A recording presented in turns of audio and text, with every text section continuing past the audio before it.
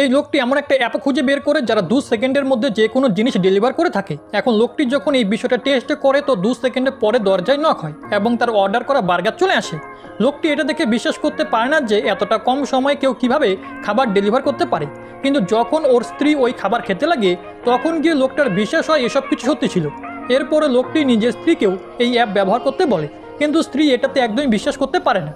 তখনই স্ত্রীর মনে পড়ে ওর ফেস ক্রিম শেষ হয়ে গেছে, তো সেও ওই অ্যাপ থেকে ক্রিম অর্ডার করে এবং 2 সেকেন্ডের পরে আবারও দরজায় নক হয় আর তার অর্ডার করা ক্রিম চলে আসে।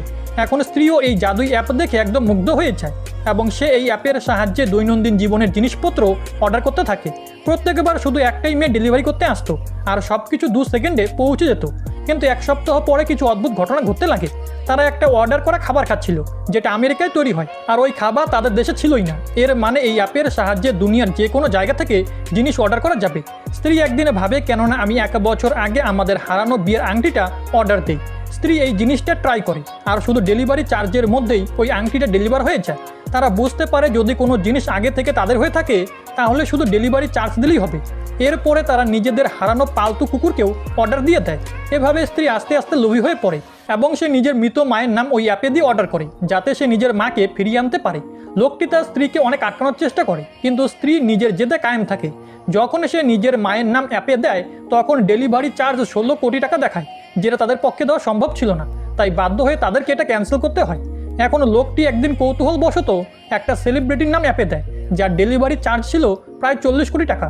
লোকটি বুঝতে পারে কোনো মানুষকে ফিরিয়ে আনার খরচ তাদের পুরো লাইফের ইনকামের সমান।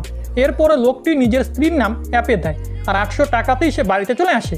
এর মানে যেসব লোকেরা একে অপরের সাথে জুড়ে রয়েছে ওদেরকে আনার খরচ অনেক কম। এখন স্ত্রী যখনই নিজের কাজ সেরে বাড়ি আসতো তো সে কোনো গাড়িতে চড়ে আসতো না, বরং অ্যাপের সাহায্যে সোজা বাড়িতে ডেলিভার হয়ে যেত। তারা ঘুরতে ওই অ্যাপের সাহায্যে যেত। তারা ওই অ্যাপের প্রতি এত বেশি নির্ভর হয়ে পড়ে যে তারা নিজেদের সমস্ত কাজ খুব সস্তাতে অ্যাপের সাহায্যে করে। কিন্তু একদিন স্ত্রী বাইরে চাইনিজ খেতে যেতে চায়, যেটাতে তারা দুজন একসাথে হওয়ার জন্য অ্যাপের মধ্যে একে অপরের নাম দিয়ে একেবারে অর্ডার করে। কিন্তু এবার অদ্ভুত একটা ঘটনা ঘটে। তারা দুজন অন্ধকার একটা ঘরে চলে আসে যেখানে অনেকগুলো বন্ধ দরজা ছিল, যেগুলোকে খোলা তাদের পক্ষে সম্ভব ছিল না।